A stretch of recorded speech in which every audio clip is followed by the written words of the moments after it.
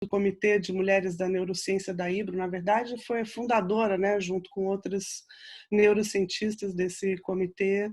Ela também, quer dizer, com essa experiência fundadora, também vai estar montando, né, criando um comitê de diversidade na Sociedade Brasileira de Neurociências e Comportamento, e é vice-presidente desse comitê Capítulo Brasil, da Organization for Women in Science of the Developing World.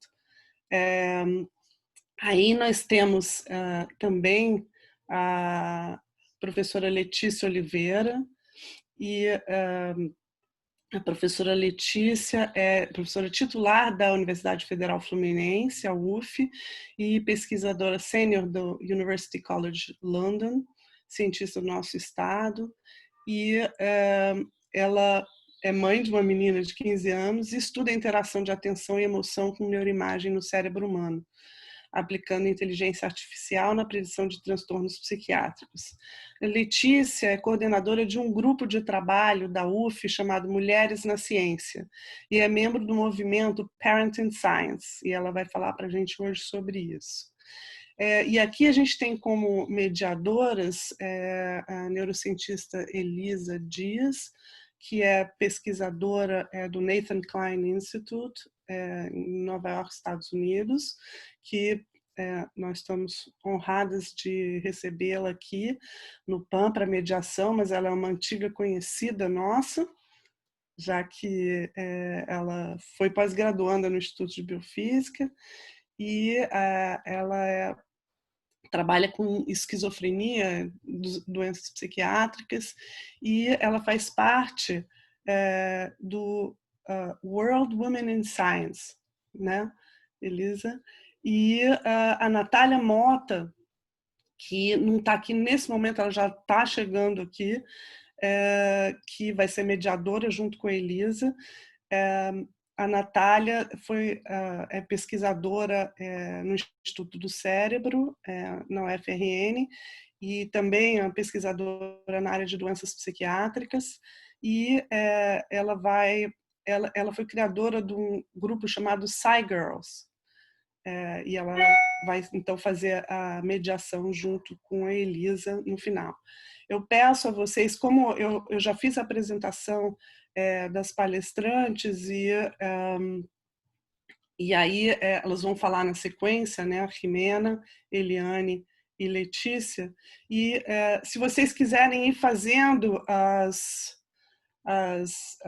se vocês quiserem ir fazendo as perguntas no chat, tanto do YouTube como do chat do Zoom, vocês já podem ir fazendo, né, essas perguntas. E aí, no final, a gente vai ler essa pergunta. Eu tenho um bebê. Eu estou escutando um negócio online. Ui, gente. É igual a Mônica. Enfim, vamos...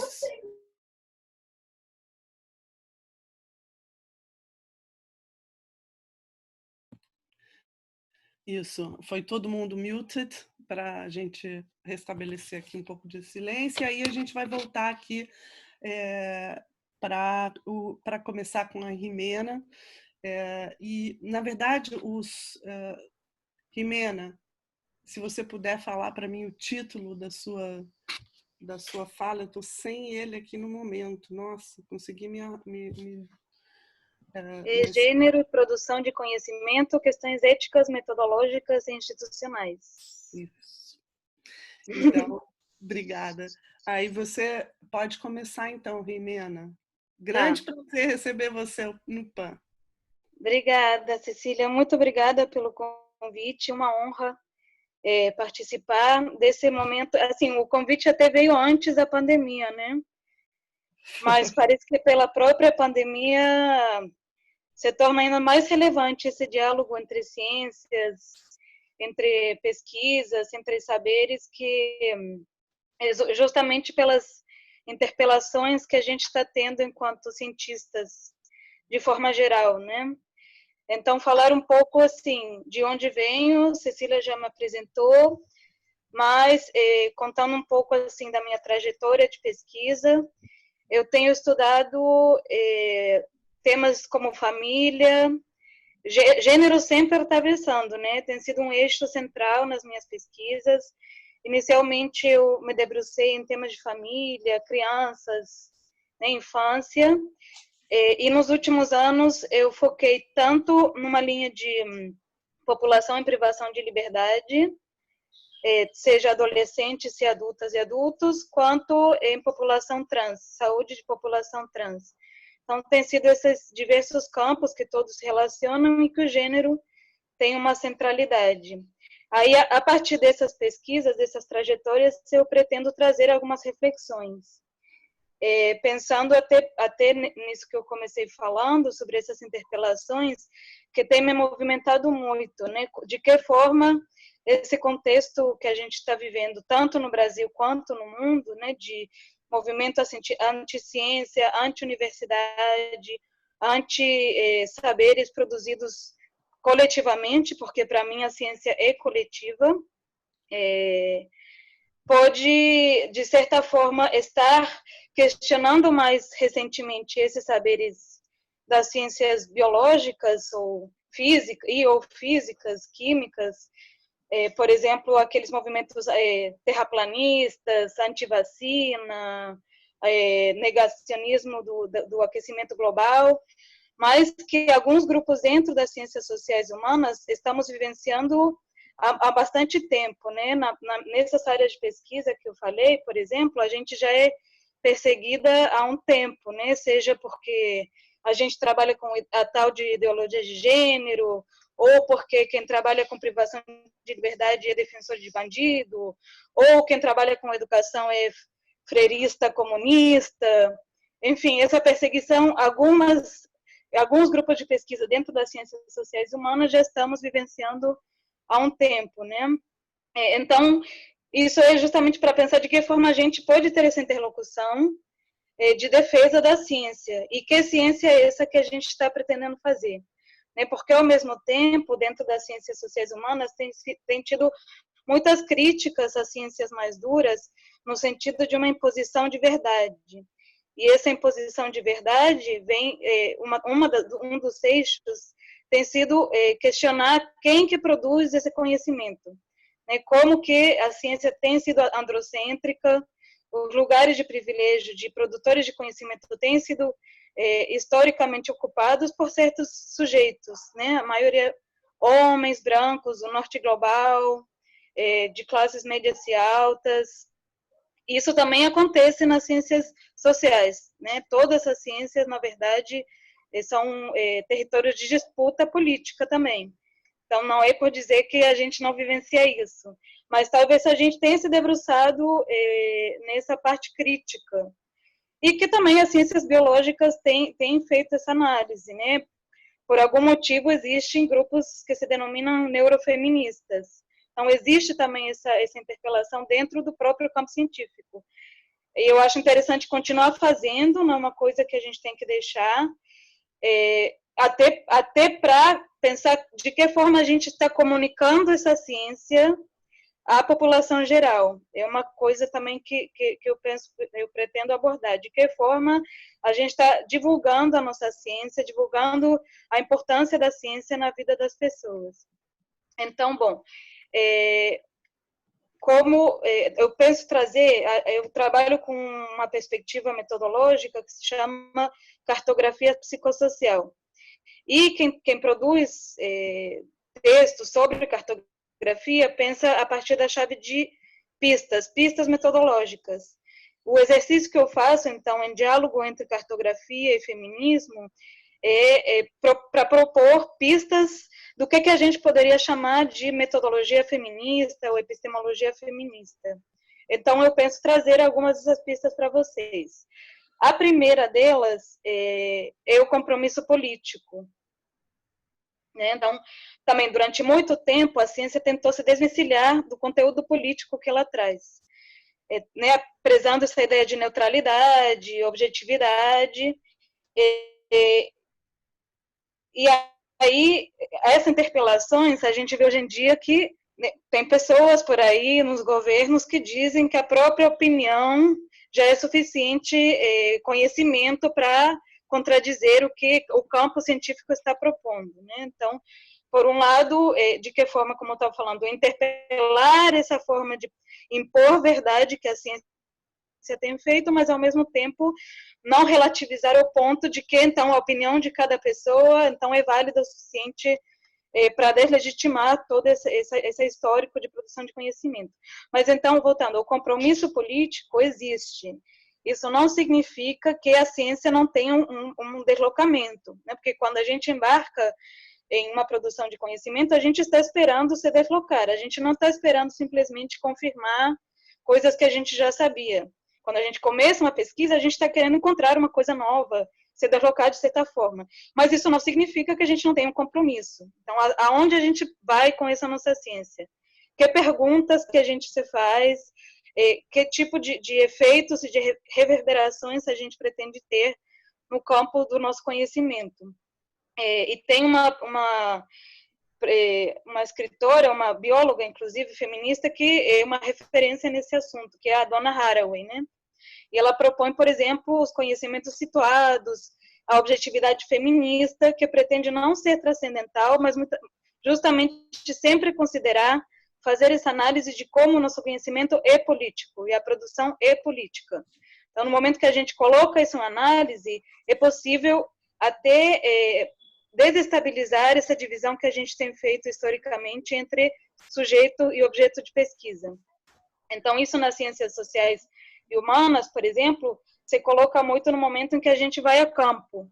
Eu vou a campo, por exemplo, numa cadeia ou numa unidade do sistema socioeducativo, eu sempre pretendo colocar em análise quem eu sou nesse campo. No momento em que eu, por exemplo, entrevisto um jovem de 18 anos, que é negro, que é da Baixada Fluminense, que está preso, o encontro vai ser muito diferente do que se eu fosse, por exemplo, um homem também, ou uma pessoa negra, ou uma pessoa que já passou pela privação de liberdade. Então, a gente sempre tenta colocar em análise. Mas, de forma geral, é sempre importante entender em que lugar a gente está. Então, esse compromisso, aonde que a gente quer chegar? Para que está funcionando esse conhecimento que eu estou produzindo nesse momento? O exemplo, voltando, né, com esse jovem, o meu compromisso político, ao ser militante feminista, pretende produzir, de alguma forma, diferenças numa tradição machista. Dentro disso, para mim é importante considerar a pesquisa com homens também. A minha postura, nem todas as feministas que estão na pesquisa têm essa postura, mas para mim é importante se debruçar também nessa construção de masculinidades. Então, o meu objetivo, o meu compromisso está com a igualdade de gênero, que também, a desigualdade também afeta os homens, e os homens também têm um papel nisso. Né? Então, a primeira pista seria o compromisso político, outra pista seria a temática. Né? Então, de novo, que perguntas a gente está se fazendo? Aonde que a gente pretende chegar? Se a gente está procurando, por exemplo, diferenças ou semelhanças nos universos de pesquisa, que tipo de diferenças a gente está consolidando, a partir de que premissas a gente está partindo? Né? Então, por exemplo, será que a gente quer buscar os motivos biológicos da homossexualidade? Será que essa é a pergunta que a gente quer? Ou a gente quer entender os motivos biológicos da sexualidade como um todo? Por que a gente não busca, por exemplo, o gene da heterossexualidade? Né? De que premissa de normal a normal a gente está partindo? Outra pista seria os métodos, né? Métodos que também, obviamente, tem grande diferença entre o campo das ciências sociais e humanas e o campo das ciências biológicas, ou físicas, ou químicas. Então, para mim, é muito mais fácil pensar que os métodos que eu usar na minha pesquisa, com os jovens, por exemplo, vão buscar justamente dar uma abertura para que eles se coloquem, para que eles não se sintam desconfortáveis, né, para que eles também produzam conhecimento e não sejam apenas fonte de dados. Mas eu acho que é muito interessante ouvir, voltando ao exemplo das neurofeministas, né, como que é feita a pesquisa de bancada de neurofeministas, que tipo de métodos podem estar relacionados a uma abertura a um gênero enquanto transversalizador. Gênero e outros marcadores, né? Raça, classe social, territórios, né? As ciências sociais, nesses campos que eu falei, têm sido muito interpeladas pelas populações. Por exemplo, a população trans, a população de favela, a população privada de liberdade sempre nos questiona, né? De que forma vocês chegam aqui, colhem dados e nunca mais nem voltam, nem se comprometem com a instituição, com a população. Então, de que forma os métodos estão tendo esse cuidado, essa ética, né? Que vai muito além de um termo de consentimento, né? De um sigilo, de um anonimato do sujeito de pesquisa. É, de fato, que compromisso com a diferença a gente está tendo. Outra pista seria os resultados, né? De que forma a gente está produzindo esses resultados e como que a gente está divulgando esses resultados. Isso tem aparecido muito nesse momento da pandemia, né? Será que a gente está, de fato, comprometida com essa divulgação da ciência? Claro que a gente está muito pressionada, e isso nos atinge a todas e todos, a essa produtividade científica de publicar em revistas bem pontuadas, para ter os pontos, para se manter na vida acadêmica. Mas isso tem sido, né, quando a gente percebe quanto desconhecimento a população em geral tem dessa ciência, de novo coloca de que forma o que a gente está fazendo no campo científico está chegando a essas populações que são sujeitos de pesquisa, o universo de pesquisa. Né? Então, sempre tentar, além dessas revistas, é uma coisa que eu... De que outra forma a gente pode produzir conhecimento e divulgação de conhecimento com essas populações, que materiais, que cartilhas. Agora, essa proliferação de lives eu acho até interessante, né? Porque muita gente está se debruçando, o que o Átila tem feito, né? Como a gente pode fazer linguagens mais acessíveis que cheguem a essas populações para as quais a gente está trabalhando. Bom, a última pista, né, que eu queria mais aprofundar é justamente como que esse conhecimento é produzido. E aí, considerando que, bom, as mulheres, né, o movimento feminista de mulheres já tem muito tempo frisando na importância da entrada das mulheres nesses campos científicos, né, na educação, na pesquisa. A gente continua vendo, como eu falei no início, certos sujeitos nos lugares de poder. Então, o sujeito mais reconhecido continua sendo basicamente o mesmo, apesar de ter uma diversidade maior. Mas, e para isso é importante, de novo, eu sempre, quando eu faço um texto, busco, né, quando eu estou estudando um tema, busco procurar quem, por exemplo, que mulheres do terceiro mundo, chamado terceiro mundo, que pessoas negras, indígenas têm produzido sobre certa temática. Não porque os grandes nomes, no meu caso, né, o Foucault, que é uma grande referência na minha área, não que o que ele tenha dito não seja importante, mas a gente sabe que essas vozes têm sido privilegiadas. Então, buscar ampliar essas nossas referências e colocar isso nos nossos textos também. Mas também entender isso, assim, em que momento a gente está num grupo de pesquisa, que é um grupo de pesquisa diverso, porque tem mais mulheres estudantes, tem mais pessoas negras estudantes, graças a essas políticas de cotas, mas como que essas pessoas estão se encontrando nesses grupos? Eu lembro muito de um congresso que eu fui em Campina Grande, que todo mundo que era convidado, palestrante, estava no hotel do congresso, estava hospedado lá. Mas tinha todo um grupo de estudantes que ficou hospedada longe do hotel e que, para chegar no hotel, várias relataram muito medo. Muitas eram do interior da Paraíba, de Pernambuco, e para chegar no hotel, que estava numa área nobre, não tinha transporte público direto, então elas se colocavam em muito risco. Então, de que forma isso também precisa ser pensado? Não só uma política afirmativa no sentido de abrir as portas, mas também que portas que a gente está abrindo. Né? A própria Letícia vai falar como é a produção das mães, né? Como que, e nesse momento de pandemia, isso está sendo colocado novamente.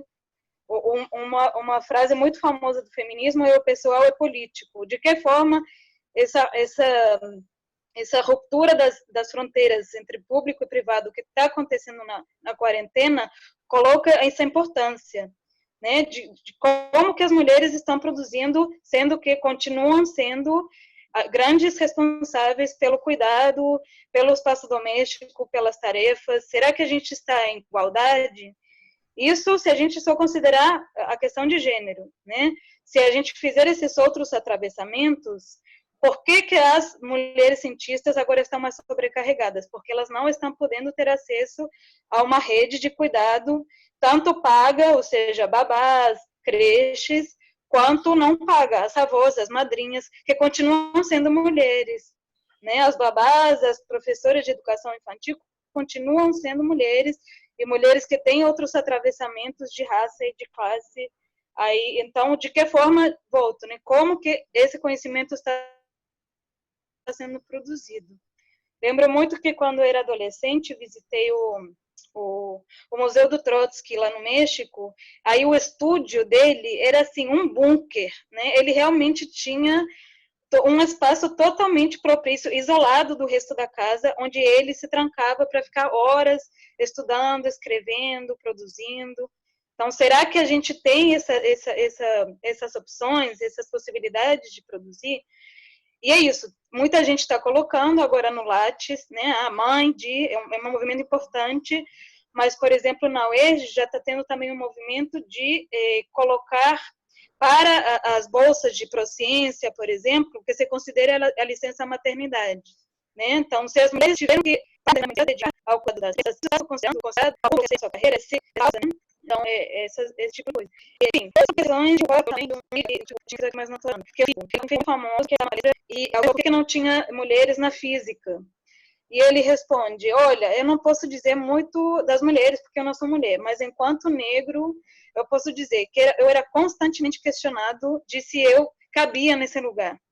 Então, eu cheguei até aqui, sou reconhecido, mas eu não posso dizer que isso é uma questão meritocrática, porque eu constantemente era convidado a não me sentir participante desse campo de produção.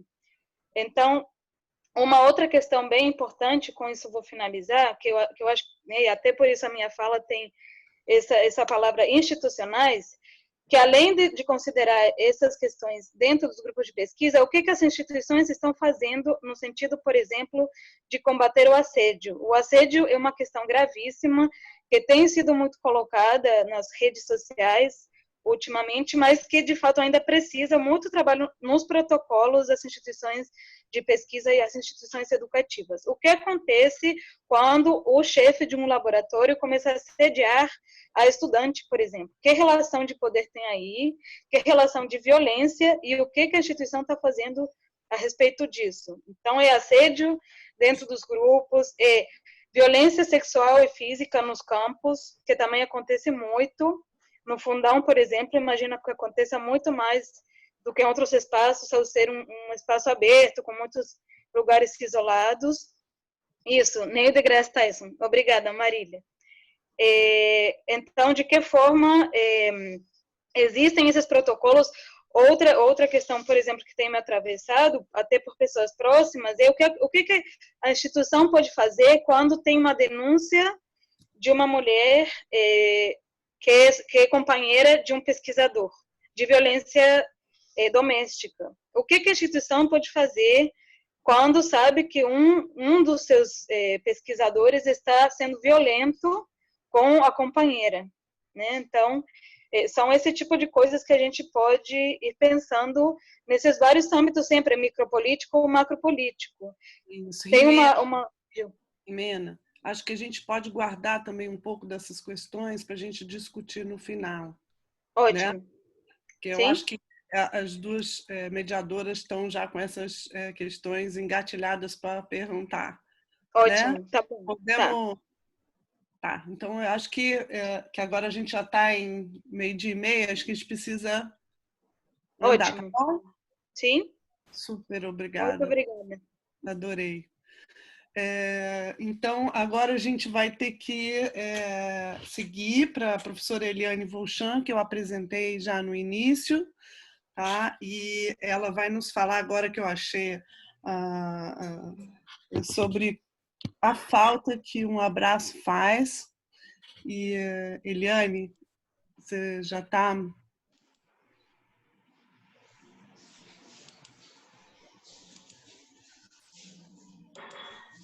Tá lá? Vocês estão vendo? Estou vendo, pode ir. Okay. Então, gente, super obrigada pelo convite e adorei também conhecer a Jimena. Estou cheia de perguntas para você e queria convidar você para os nossos grupos de discussão, vai ser ótimo. É ótimo, um monte de coisas algumas que a gente já pensava, outras que a gente não passava pela cabeça. Obrigada pela excelente apresentação. Então, o desafio aqui vai ser os 15 minutos. Vamos lá. Então, essa foto aqui interessante. Toda vez fico emocionada quando eu vejo que sou eu aqui com os meus avós. Né? Então, muito gostoso e fiquei emocionada com a foto outra vez. Então, essa ideia, né, dos abraços, do contato social, ela permeia, se a gente for falar de mamíferos, né, todos os mamíferos, todas as espécies de mamíferos. A gente podia falar fora dos mamíferos também, não vamos só concentrar nos mamíferos. Então, isso fica muito claro com os filhotes.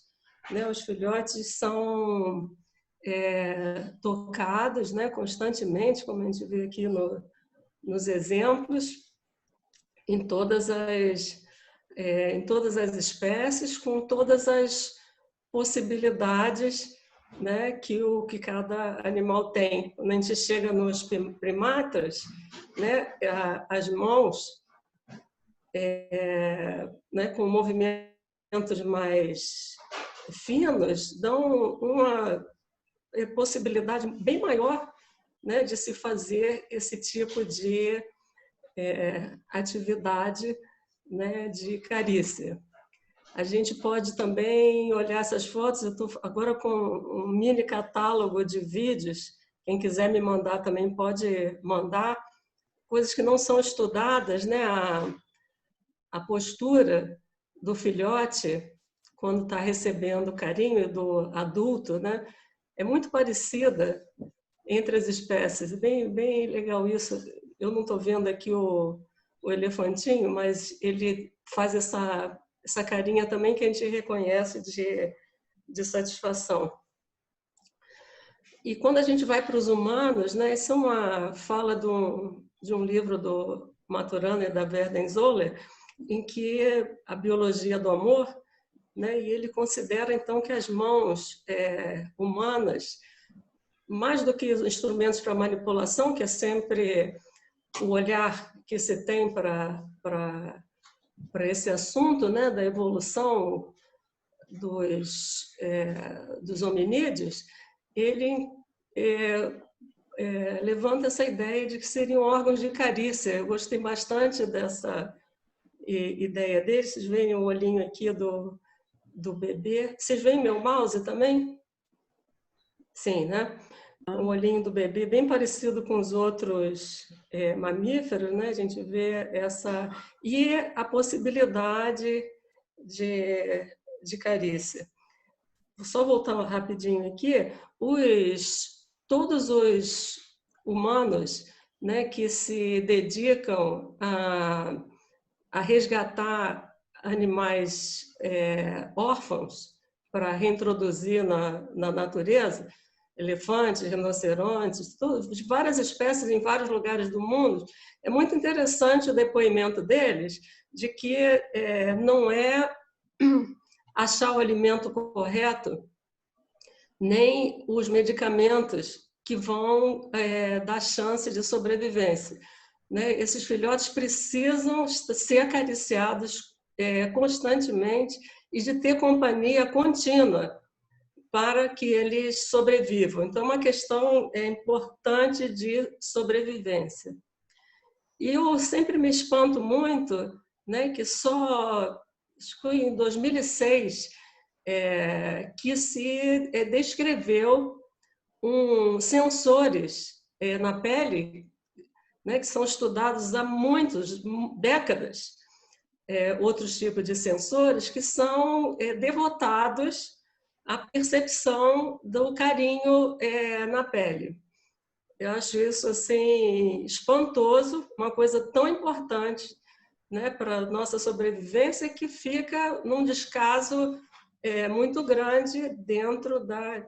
Lembrando o que a Jimena falou, né, como é que a gente faz as perguntas importantes. E também, ainda agora, não é muito fácil publicar nessa área.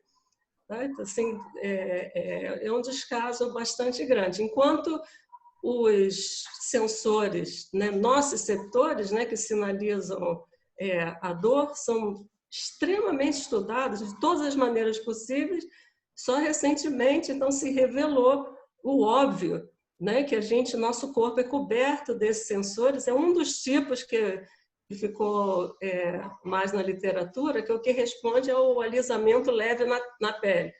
Com certeza não é o único. A gente tem outros sensores de abraço, né, de aperto, que estão presentes também. Além do que é o assunto que particularmente interessa ao nosso grupo de pesquisa, se é tão importante receber carícia, então a gente também tem circuitos motivacionais e tem bastante motivação e prazer de fazer carinho. E essa, então, é menos explorada ainda na literatura. Eu tirei aqui uma frase do Sapolsky, botei logo a cola aqui da tradução para ir mais rápido, né? Então, o toque é uma das experiências centrais de um bebê, seja roedor, primata ou humano. A ausência de toque é um dos estressores do desenvolvimento mais marcantes que a gente pode sofrer. Então, entra nessa questão, né, do isolamento social.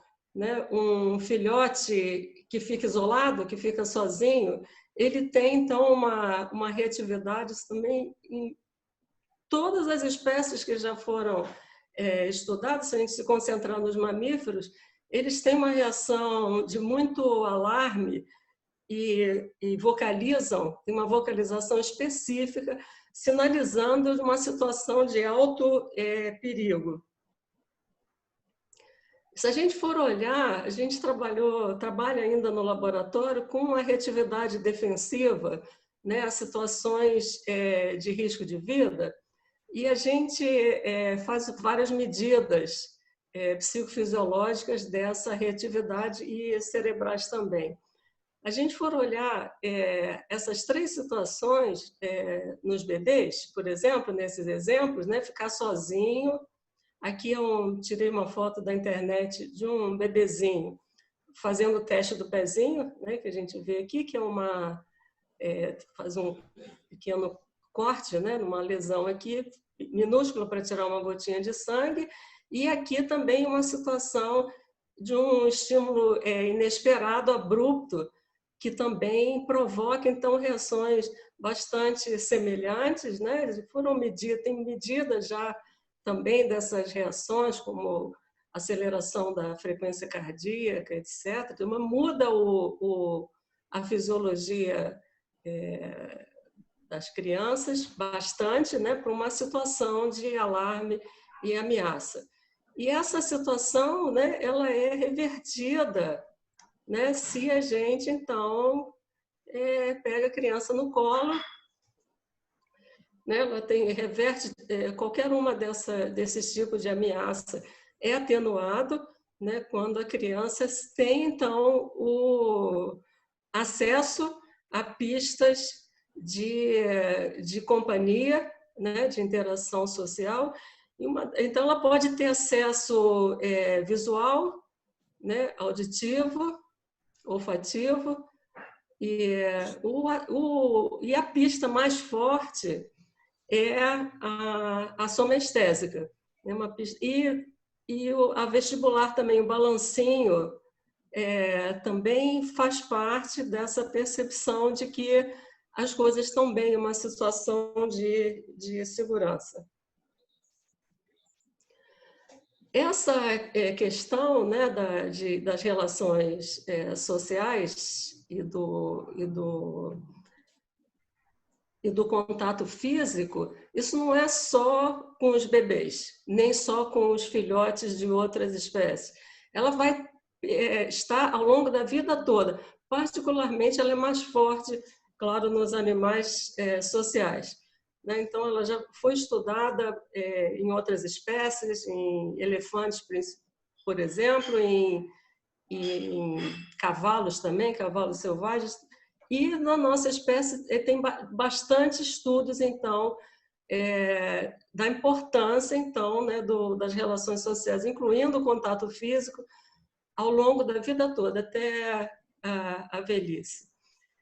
E existem um grupo grande também de trabalhos, esse é um exemplo do grupo do Cachopa, né, de que o isolamento social percebido em estudos prospectivos é um fator significativo de risco de morbidade e mortalidade. São dados bastante repetidos, né, na literatura, isso está bastante determinado. Aqui a gente entra, então, numa série de trabalhos que, para mim, assim, mexeu bastante com a minha cabeça, foi muito impactante esse grupo de pesquisadores que mostraram que em laboratório, né, fazendo trabalhos com neuroimagem, eles conseguiram, então, essa demonstração de que situações que eles chamaram de dor social, né, relacionada a perdas, rejeição ou exclusão, compartilhavam a mesma representação cerebral da dor física. Então, chamando a atenção de que não é uma metáfora, né, quando a gente sente dor, né, dor de separação, e essas palavras, né, o pessoal agora está estudando, alguns grupos estudando essas palavras de coração, peito dilacerado, coração partido, as músicas, as poesias e a fala das pessoas, porque, de fato, é uma percepção bastante pareada à dor. As duas situações, elas são aditivas. Então, o isolamento aumenta a percepção da dor física e a dor física aumenta a percepção de isolamento. E eles também podem atenuar. Se você atenuar a dor social, você vai atenuar a dor física, e medicamentos analgésicos também para a dor física também influem na dor social. Então, além deles compartilhar a mesma representação cerebral, e aí é óbvio que as consequências são parecidas, né? Eles vão disparar, então, reatividades defensivas, né, autonômicas, endócrinas, sistema imune. Eles vão capturar a atenção, vão interromper o comportamento corrente e vão motivar ações para recuperar a segurança. Essa autora aqui, a Naomi Eisenberger, eu entendi quando ela falou, porque se você está isolado, um filhote, por exemplo, estiver isolado, a chance, né, de acontecer uma predação, né, dele vir a ser mordido, é altíssima. Né? Então, isso faz sentido, né, que essas situações todas relacionadas, no caso, à predação, elas sejam todas concatenadas, né? Elas tenham sistemas, né, de análise parecido.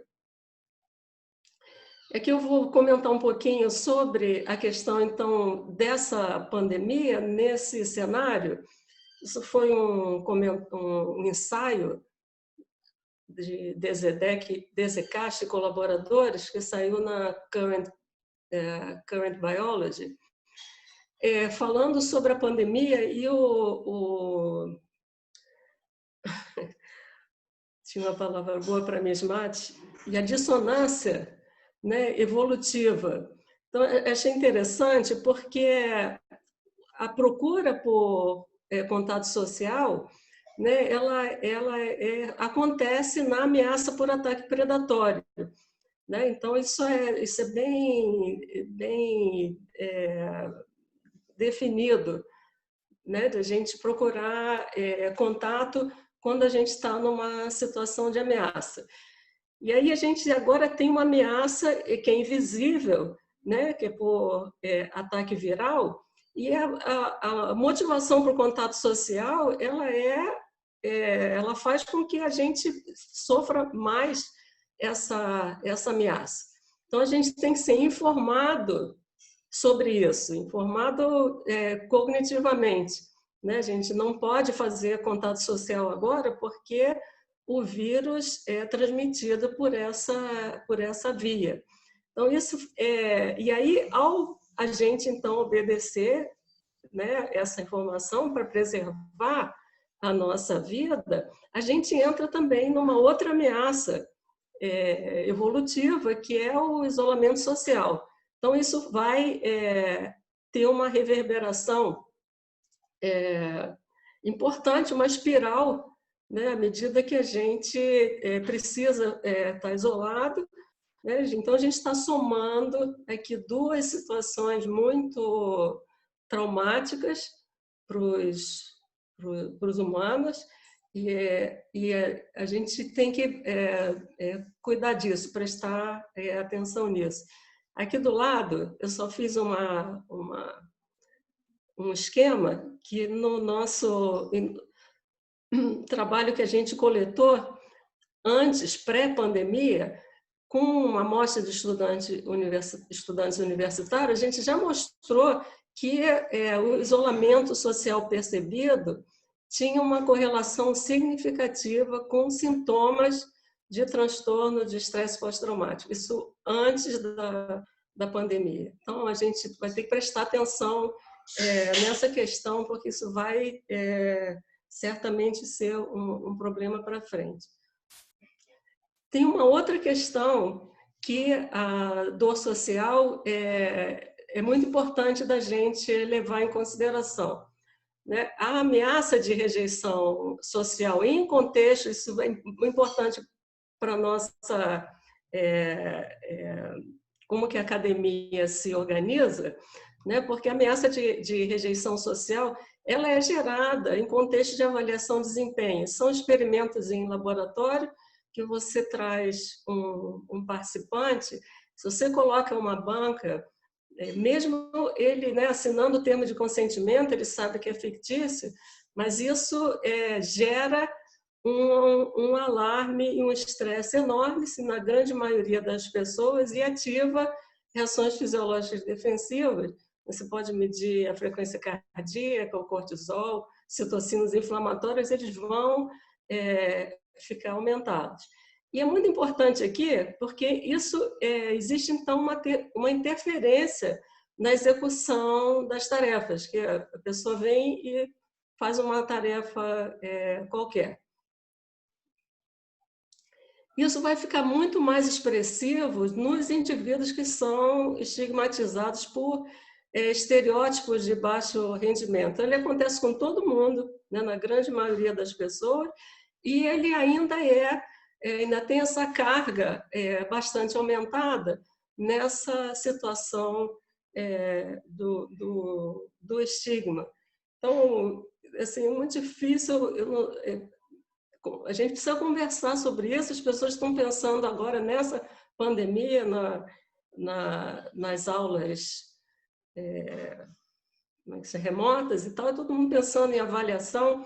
Né? Eu acho que a última coisa que a gente tem que pensar em avaliação, as pessoas estão precisando de acolhimento e a gente pensando em avaliação nessa situação.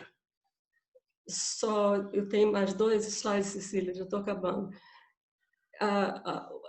Esse pesquisador, o Claude Steele, ele fez, acho que foi um experimento muito marcante sobre essa questão da avaliação e dos estereótipos.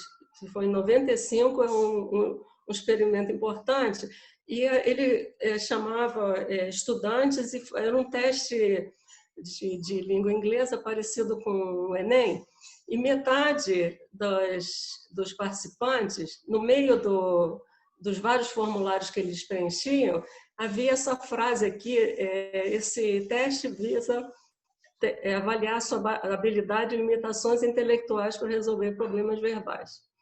A outra metade, no meio também dos vários formulários, lia outra frase, que era assim: essa avaliação visa testar hipóteses sobre o papel da atenção na memória de palavras. E o resultado que ele encontrou do desempenho no teste foi de que os indivíduos, na situação diagnóstica, os afrodescendentes tinham um desempenho mais baixo do que os indivíduos brancos, mas na situação não diagnóstica, essa diferença desaparecia. Então, mostrando que uma mera menção, né, a questão do estereótipo era suficiente para um teste que a pessoa não está nem lembrando explicitamente, né, não era nem uma situação explícita. E, no caso, eles também usaram um paradigma aqui um pouco diferente com as mulheres. As mulheres e os rapazes faziam 2 testes de matemática e era balanceado entre os sujeitos. O meu pai tá hoje com o pão. Meu amor, meu pão eu já falei que é na mesa. Depois quero ver quem te deu esse pão e sair limpando tudo, você vai sujar. Não sou eu, não tem criança aqui, infelizmente. 3 vezes.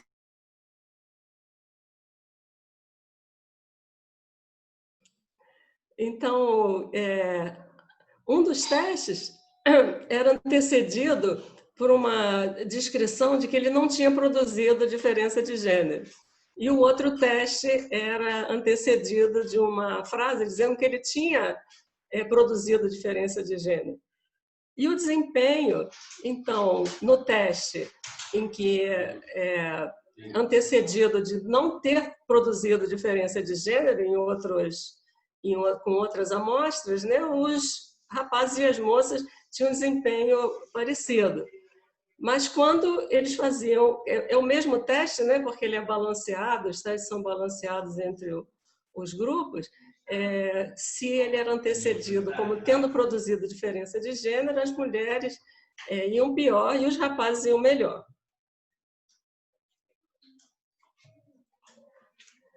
Eu vou, porque eu prometi a Cecília, vai ser um slide só, Cecília, de viés de avaliação. Um exemplo, agora, na avaliação das mulheres, um trabalho importante, juro que vai ser o último, em que foi dado para vários docentes de uma universidade um currículo para ser avaliado. Para metade dos avaliadores, o currículo tinha um nome masculino e para outra metade, o mesmo currículo, exatamente o mesmo currículo, tinha um nome feminino. E o resultado, né, os avaliadores que receberam o mesmo currículo com nome masculino, né, avaliaram melhor a competência, o quanto eles estariam dispostos a contratar para o laboratório e o salário que eles estavam dispostos a dar, né, para o mesmo currículo em relação aos indivíduos que avaliaram exatamente o mesmo currículo, mas com nome feminino. Então, uma outra situação que as mulheres enfrentam. Então, eu termino aqui, desculpa, ultrapassei a hora, um monte de gente para agradecer, para esse tempo, todas essas discussões, inclusive Cecília e Elisa. Muito obrigada, gente.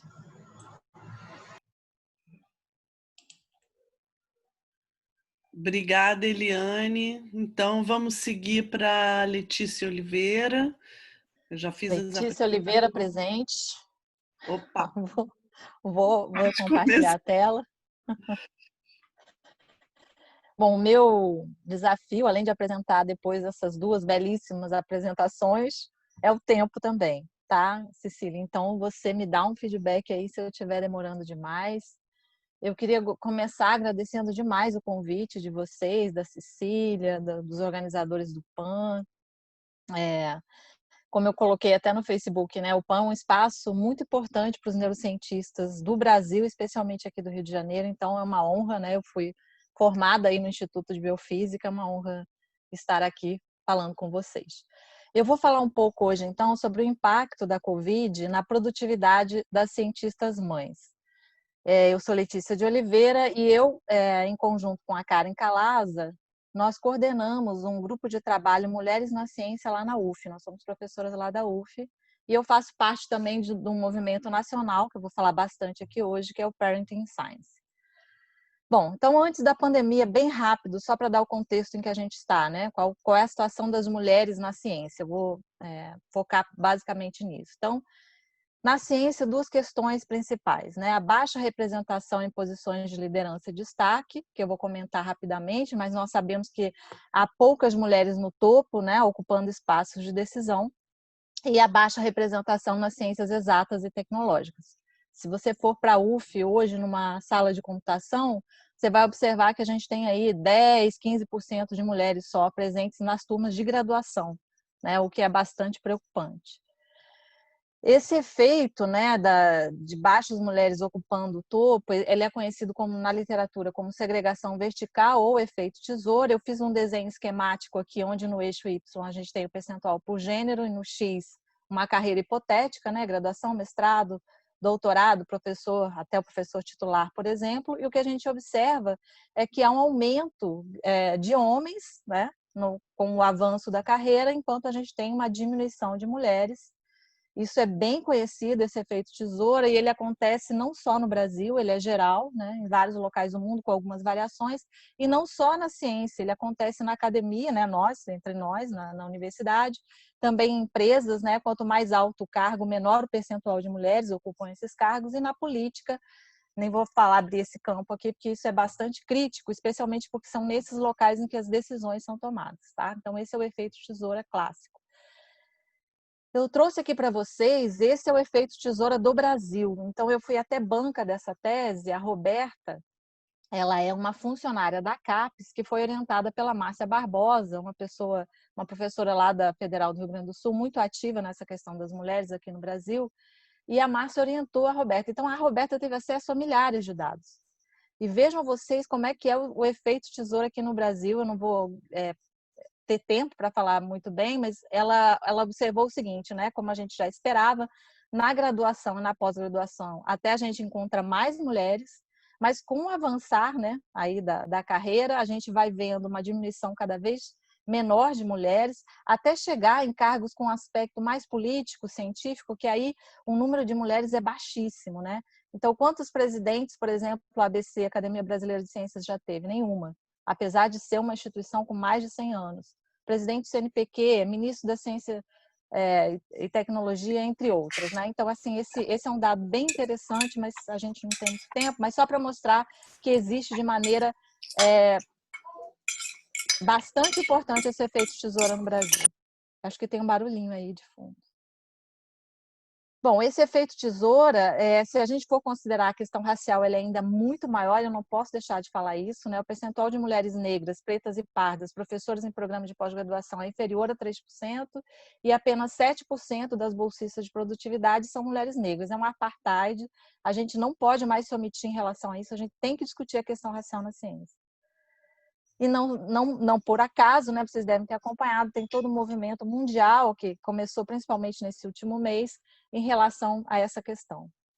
Né, os editoriais da Nature e da Science admitindo que a ciência é racista e conclamando a comunidade científica a propor soluções. A gente briga, né, então, né, por essa diversidade, primeiro por justiça, né? No Brasil, metade da população é negra, praticamente, e mulheres, né? Mas não só por isso, por eficiência também. Então, já tem alguns artigos mostrando que a diversidade leva a uma maior ciência, o que não deveria ser surpreendente, né? Porque se você tem diversos pontos de vista, a chance de você achar uma solução, né? Tem uma inteligência coletiva em jogo é muito maior. E esse efeito tesoura é explicado por diversos fatores, a maternidade é um deles, o viés implícito, né, e a ameaça pelo estereótipo é outro fator que pode explicar, além de assédio, tem várias outras questões. Essa questão do viés implícito do estereótipo de gênero, a Fátima Ertal, a Eliane Volchan, a Karen Calaza, nós temos trabalhado muito em relação a isso, mas não é disso que eu vou falar para vocês hoje eu vou falar um pouquinho mais sobre a maternidade, né? Esse movimento, então, o Parenting Science, do qual eu faço parte, que já é um movimento nacional, ele foi criado pela Fernanda Stanualski, lá da Federal do Rio Grande do Sul. Começou a princípio no Rio Grande do Sul, mas hoje já tem membros, a Zélia, de Minas Gerais, a Fernanda, do Amazonas, eu e a Eugênia, aqui do Rio de Janeiro, então já é um movimento nacional, e é um movimento que está se propondo a analisar o impacto da maternidade na carreira das cientistas. É importante dizer que tem um acúmulo muito grande de trabalhos no Brasil e no mundo sobre gênero e sobre maternidade, né? Nas ciências sociais, na psicologia, na antropologia. O Parent ele entra com um viés mais quantitativo, tá? De analisar quantitativamente qual é esse impacto. Então, aqui é um dos primeiros trabalhos do Parent sobre maternidade, onde nós observamos que após o nascimento dos filhos, que é esse zero que vocês estão vendo, há uma queda de produtividade esperada, na verdade, porque essa mãe ficou, inclusive, afastada oficialmente por 6 meses, né? Há uma queda de produtividade que vai durar aí pelo menos 5 ou 6 anos até que ocorra uma recuperação, né? Foram mais de 1.000 currículos Lattes analisados e a gente chegou a esse perfil que vocês estão vendo aqui. Esse trabalho, ele tem dado suporte, né? Apoio a vários editais, que até a Remina comentou aqui, né? A UF, por exemplo, incluiu nos seus editais PIBIC essa questão da maternidade, a UFPEL, a Unipampa, a FAPERJ, eu sou coordenadora diária da área biológicas na FAPERJ, a gente tem trabalhado bastante essa questão de gênero na FAPERJ, inclusive o edital Cientista do Nosso Estado e Jovem Cientista do Nosso Estado incluiu essas questões, né? A gente está trabalhando lá, depois a gente pode discutir um pouco melhor se alguém tiver dúvidas. O Instituto Serra Pilheira foi pioneiro, na verdade, foi o primeiro edital aqui no Brasil que incluiu a questão da maternidade. Só para colocar esse dado para vocês, 54% das mães dessa pesquisa, das cientistas mães, diziam que cuidavam sozinhas dos filhos. Então, essa é uma questão que eu quero deixar também, como que a gente está lidando com a maternidade, né? Tá, é uma questão, a paternidade ativa parece que não está ocorrendo como a gente gostaria. E só para vocês pesquisarem depois, esse caso da Mileva Einstein, eu acho que é emblemático, né? Não só ela não foi reconhecida em todo o mérito que ela teve na construção da teoria do Einstein, que nas cartas falava a nossa teoria, como ela foi, eles se separaram e ela cuidou do filho esquizofrênico pelo resto da vida, né? Então é muito emblemático esse caso, eu não vou ter tempo de falar, mas eu proponho que vocês procurem depois, porque é bastante chocante. E aí dizer para vocês, a maternidade é uma construção social, ela não precisa ser do jeito que nós levamos na nossa cultura ocidental. Por exemplo, as culturas de matriz africana, indígenas, colocam a maternidade, né, como a maternagem como uma coisa mais coletiva do grupo, né? Então tem até esse provérbio que eu acho muito legal: é preciso uma aldeia para se criar, para se educar uma criança, né? Então não necessariamente é dessa maneira que a gente lida aqui no Ocidente. E pós-pandemia, então agora entrando no cenário pós-pandemia, o que a gente viu? Nós do Parent, assim que começou a pandemia e o isolamento, nós começamos entre nós a conversar e receber relatos de que as pessoas não conseguiam trabalhar, as mães, né, especialmente. E, de fato, começaram a aparecer na literatura alguns editores dizendo que as mulheres simplesmente pararam de submeter, né? Essa Elizabeth Hannon, editora aqui de uma revista britânica, ela falou: olha, eu nunca vi nada parecido, as mulheres pararam de fazer submissão. E esse outro editor falou: olha, as submissões até aumentaram, mas todo esse aumento é gerado pelos homens, né? Onde estão as mulheres? O que estava acontecendo com as mulheres? Então, a gente ficou impactado com isso. Aqui algumas manchetes para vocês verem, né? Já existe até alguns dados quantificando isso, por exemplo, o depósito de pré-prints diminuiu mesmo após a pandemia. E aqui um dado que eu vou passar rapidinho um dado da revista Dados, que é uma revista de ciências sociais da UERJ, mostrando, aqui é a publicação com autoria feminina. Vejam que tem uma queda depois, né, da pandemia aqui. E isso é sem considerar a posição de autoria. Se a gente vai olhar para a primeira autora, veja a queda brutal aqui de mulheres submetendo como primeira autoras após o início da pandemia, tá? Então, de fato, algo estava acontecendo, e aí nós do Parent resolvemos fazer uma série de formulários, de questionários, né, para investigar então o impacto da pandemia na produtividade, nas atividades científicas dos cientistas, né? Nós conseguimos um número bastante interessante, 14 mil, mas agora, na verdade, a gente até tem mais, tem quase 15 mil cientistas que responderam aos questionários, então nós dividimos em 3 blocos: discentes de pós-graduação, pós-docs e docentes e pesquisadores, tá? E o que a gente observou? Então, primeiro, em relação aos pós-graduandos, que foi a nossa primeira preocupação, porque assim que começou a pandemia, nós pensamos como é que vai ficar os prazos desses alunos que não vão ter como trabalhar, né? Especialmente aqueles que têm crianças pequenas em casa. Então, a gente perguntou quem estava conseguindo trabalhar remotamente. Observem vocês que 36% dos homens sem filhos conseguiam trabalhar remotamente, que já é baixo, né? Mas se a gente for olhar, mulheres sem filhos diminui um pouco, mas vejam que os com filhos, especialmente mulheres com filhos, só 10% delas diziam que estavam conseguindo trabalhar remotamente, né, de pós-graduandos, durante a pandemia. Com base nesses dados, nós fizemos cartas para a CAPES, para o CNPq, para os coordenadores de área da CAPES, né, mandamos várias cartas alertando esse problema. Nunca recebemos resposta, mas logo depois houve o adiamento dos prazos, né, pela CAPES, o que foi ótimo. Não sabemos se a gente teve alguma influência ou não, mas foi muito bom que realmente houve esse adiamento de 3 meses nos prazos e nas bolsas, né? FAPERJ também fez isso. E aí nós, logo depois disso, preocupados, escrevemos também essa carta para a Science, que, para a nossa surpresa, foi aceita e publicada no dia 15 de maio, exatamente alertando para isso, né? Talvez a gente já tinha um efeito, uma disparidade de gênero muito importante antes da pandemia, e talvez com a pandemia a gente iria observar um impacto sem precedentes, né? Porque como é que vai ficar toda essa questão que a gente já estava vendo de baixa produtividade, especialmente ligada a gênero e maternidade. Mas, além disso, a gente resolveu olhar mais fundo. Então a gente está finalizando, na verdade amanhã a gente tem uma live para lançar esses dados. Nós coletamos dados de cientistas docentes, 3.345 respostas, e uma das primeiras perguntas foi: quem conseguiu submeter os artigos científicos como planejado?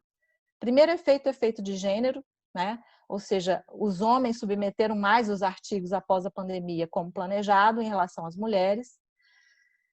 E vejam vocês, aqui quando a gente divide por parentalidade, então mulheres com filhos, mulheres sem filhos, homens com filhos e homens sem filhos, e aí a gente tinha 3 possibilidades de resposta: não tinha artigo em via de submissão, não conseguiu submeter ou submeteu como planejado.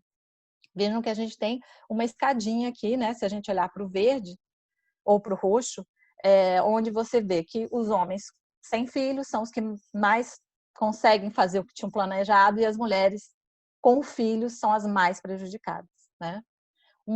Outro dado interessante: quem conseguiu cumprir os prazos, né? Então, de novo, a gente vê esse efeito, olhando principalmente aqui para quem cumpriu o prazo original, né? Os homens sem filhos são os que mais conseguem cumprir os prazos, e as mulheres com filhos, as que menos conseguem. O curioso é que alguns conseguiram cumprir porque a agência prorrogou, e quem mais se beneficiou dessa prorrogação foram justamente as mulheres com filhos, o que nos dá uma dica, né, de que prorrogar prazos é uma política interessante para os grupos mais vulneráveis. E aí teriam vários, nós fizemos realmente uma radiografia do problema. Eu vou resumir aqui nesse slide para vocês por 2 motivos: pelo tempo e porque a gente vai lançar amanhã isso, né? Inclusive, eu vou mostrar daqui a pouco, a gente fez um informativo com todos esses dados. Então, o que a gente viu? Primeiro, gênero é fundamental, ser mulher é um impacto da pandemia em termos de atividades científicas de produtividade. Mulheres mães, parentalidade é um fator fundamental. Mulheres negras, nós investigamos isso também, é outro fator de vulnerabilidade. As mulheres negras são as mais impactadas. As mulheres com menos tempo de contratação são bem mais impactadas que com história mais longa dentro da carreira científica. E a idade dos filhos também é um fator fundamental. Até 12 anos é o mais crítico para que a gente veja esse efeito. Tá?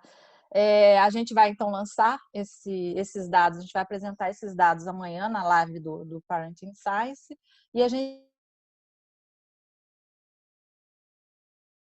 está lançando um informativo com vários infográficos assim, bem fáceis de digerir, e pós-doutorandos, né? Também estamos com um artigo submetido com esses dados, nós fizemos um tratamento estatístico e submetemos um artigo também. E aí, quais são as consequências? Isso que eu queria deixar para vocês. Antes da pandemia já era difícil, a gente já tinha uma desigualdade grande e após a pandemia essa desigualdade pode ser ainda muito maior. Então, a gente tem que começar a discutir o que fazer para lidar com esse novo cenário, né, pós-pandemia. E eu, por conta do tempo, não vou me alongar mais, agradecer muitíssimo ao convite. Obrigada, Cília. Obrigada, Letícia. Belíssimo. Obrigada. Todos os palestrantes foram maravilhosas. As colocações, acho que bem na linha de frente das questões. Então, vou pedir agora para a Elisa Dias e a Natália Mota, que eu já apresentei no início, né, que vão ser as mediadoras agora das perguntas e tal. A Elisa, eu estou vendo que está aqui. Acho que tem que liberar o microfone dela. E a Natália. Natália está aí também? Tá bom, ok. Estou aqui. Então, vocês estão com a palavra. Não sei como é que vocês querem fazer uma ordem. Tá, eu tenho uma pergunta inicial só porque você era até meio-dia e 15, já são meio-dia e 11, então não sei se você vai se a gente pode prorrogar um tempo. Acho que sim, né, Cláudia? Podemos, com certeza. Eu vou pedir só para Letícia, para a última palestrante, tirar a imagem, não compartilhar a tela, para a gente ver melhor as... Letícia. Ok, estou tentando aqui. Tá. Pausar. Vê se foi. Tirou? Não. Eu acho que... Não. Meu Deus, onde é que eu paro isso? Aqui. Tá, vamos discutindo que a gente vai resolvendo aqui. Deu, Vamos seguir. Deu. Achei o botãozinho vermelho. Eu acho que temos que prorrogar, porque o tema está muito... Cecília, tem muita pergunta, muita discussão, muitos elogios, tanto aqui no chat do Zoom como no YouTube. As mulheres arrasaram e eu acho que a gente tem que, se elas estiverem disponíveis, a gente abrir aí para discussão um pouco maior. A Elisa e a Natália já estão também gerenciando aí as perguntas nos chats. Então, vamos lá. A Elisa ia fazer já uma pergunta. Eu ia primeiro agradecer as palestras, assim, realmente sensacionais. Cada uma poderia ter de 2 horas, todo mundo ia continuar interessado, porque o assunto é fundamental. Eu achei uma coisa importante também que levantar, são um número de grupos que estão se juntando para comentar esse assunto de mulheres na ciência. É uma coisa que acontece no Brasil, mas no mundo todo fora, é uma coisa que afeta mulheres por todos os mundos. Até engraçado, eu até percebi que a Letícia agora no final falou que você fica 6 meses, eu falei, haha, aqui nos Estados Unidos a gente tem 6 semanas para ficar em casa. Não, e isso sem ver, né? Quer dizer, a gente fica sempre achando que o Brasil é muito errado, mas na verdade, nesses pontos sociais, o Brasil tem algumas vantagens sobre os Estados Unidos. Mas, de qualquer maneira, são tantas perguntas que eu estou me organizando agora para ver. Eu acho que esse assunto também do viés implícito é um assunto que permeia tudo, né? Mulheres, a gênero, raça, todas esses... e é uma coisa que todas nós antigas passamos demais por isso e tem melhorado. Eu acho até que a gente estava comentando que a conscientização tem melhorado muito, mas os números não estão mostrando tanta mudança quanto mas eu acho que são estágios. Nós temos que empurrar. Eu agradeço muito, eu acho sensacionais essas iniciativas. Inclusive, depois a gente podia passar essas informações, talvez alguma coisa, porque foi meio rápido, foi difícil de anotar. Natália, você quer dar uma entradinha aí? Anotando. Espera aí. Tá sem áudio, Natália. Desculpa, gente. Então, queria primeiro agradecer as falas, muito boas, organizadas, iluminadoras, assim. Eu acho que de quem passa por essas questões e que quer mudar, né, a situação.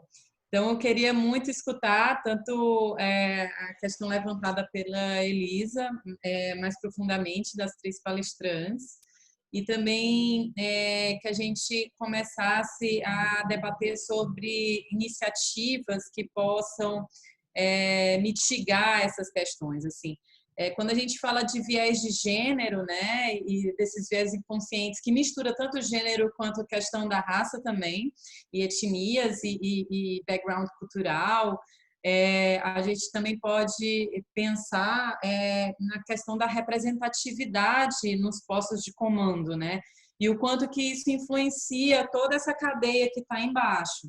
Então, esses dados do efeito tesoura deixam isso bem claro. Se os nossos representantes, líderes que estão ali na ponta fazendo as políticas e determinando se vai ter ou não, por exemplo, questões que possam mitigar esses problemas, como o atual da pandemia em relação à maternidade, o quanto que essa representatividade nesses postos de comando não influenciam na perpetuação dos números como estão, né? Apesar de ter um avanço nos debates, esclarecendo a população sobre isso, mas ainda assim tapinha nas costas e continua com o mesmo problema, né? E então, assim, eu queria ouvir muito a fala de vocês nesse sentido, mas também gostaria de pedir para vocês falarem de iniciativas nacionais e internacionais para ajudar a mitigar essas situações e organizações, enfim, grupos em que quem está nos escutando possa se associar ou buscar mais, né? Enfim, é isso. Acho que a gente pode fazer numa ordem que a Rimena, na mesma ordem de apresentação, né? Rimena, Eliane e Letícia. Pode ser assim? Pode ser. Na verdade, eu não tô recebendo perguntas pelo chat. Para os que quiserem perguntas pelo chat, por favor, enviem para todos ou para mim, e a gente pode ir colocando. Enquanto não sei se a Natália tem perguntas específicas, enquanto a gente aguarda, antes de entrar só nessa parte de diversidade, eu queria só falar um negócio com a Eliane, o negócio da toque. Eu acho uma coisa que eu sei que não é exatamente o tópico, mas é uma coisa que eu acho muito importante, ainda mais nessas horas de ficar isolado, porque você tem uma consequência gravíssima e principalmente, por exemplo, as pessoas idosas estão sofrendo demais com isso. Eu vejo pelos meus pais, minha sogra, etc. E as pessoas que estão justamente afetadas estão indo para o hospital e ficando isoladas sem poder ter companhia de outras pessoas. Isso, quer dizer, deve ter um efeito gravíssimo, né, na consciência delas. E só uma coisa, Eliane, talvez, mas a gente pode também falar disso depois em particular.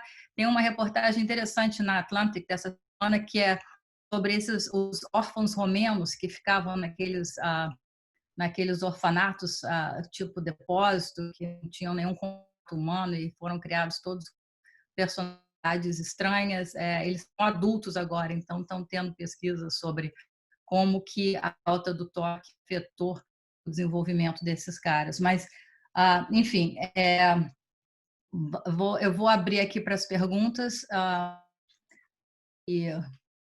Enfim. Se eu quiser... A Natália colocou uma questão para as palestrantes responderem. Então, acho que podia começar, Rimena. Tem uma... Desculpa, pode falar. Não, tem umas perguntas agora aqui. Porque a Natália fez uma questão para as palestrantes perguntando sobre que ações estão sendo tomadas ou qual que elas têm, né, qual conhecimento que elas têm em relação a essas ações e a possibilidade de mitigação, né, dessas diferenças. Então, Rimena, você está aí? Só complementando, Cecília, a Natália fez essa pergunta e no chat aqui a Juliana Silva Pimenta, do IPUB, fez essa mesma pergunta, né, nesse mesmo sentido, perguntando se seria importante fazer avaliações diferenciadas entre gênero. Só para complementar isso e incluir a participação da Juliana aqui. Obrigada, Cláudia. Rimena? Bom, na verdade, não, sobre essa pergunta específica, não tenho conhecimento. Eu estou encantadíssima com o que a Letícia apresentou nesse sentido. Essas iniciativas, digamos assim, mais macropolíticas, né, de ter uma incidência nessas políticas de avaliação, de apoio, de financiamento, eu acho importantíssimo. Mas, certamente, eu acho que, assim, eu prezo muito pela micropolítica também, né? Então, um pouco do que eu falei, e não sei se vocês assistiram, teve um vídeo do Instituto Maria da Penha circulando sobre uma videochamada que nem a gente aqui. Aí, uma menina que chega, que é uma estudante, na verdade, eu acho que não era estudante, era uma jovem que trabalhava, aí passa atrás dela o marido dela e tem um comportamento muito estranho. A outra menina que estava na ligação percebe que tem uma coisa estranha, manda mensagem para ela e aí o vídeo passa 10 minutos depois que a polícia chega para pegar o cara, que ele tinha batido nela 2 minutos antes da chamada começar. Então, assim, por um lado, né, a importância, obviamente, da Lei Maria da Penha, mas o que me chamou muito a atenção desse vídeo é como a amiga dela percebe. Mas nessa ligação não só tinha amiga, tinha a chefa e um colega também de trabalho. Eles não percebem nada. E era muito visível que a menina estava com muito medo. Então, muito assim do que a Eliane falou, né, na fala dela, do acolhimento como uma política mesmo, que a gente tem que despertar muito mais nesse momento. A gente fez lá na UERJ um levantamento das condições dos alunos para um possível retorno online.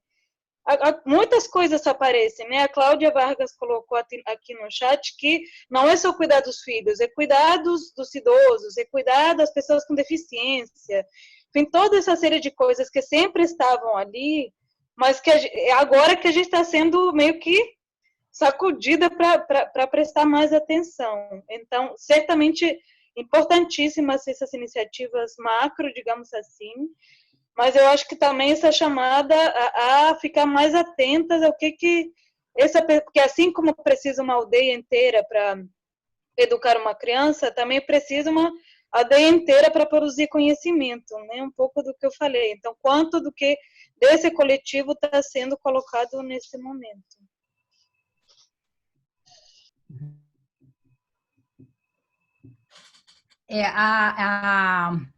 A Juliana também perguntou se talvez a inclusão de cotas talvez possa ajudar as ações afirmativas assim, para aumentar. Eu não sei se alguém quer falar sobre isso, talvez a Letícia, não sei.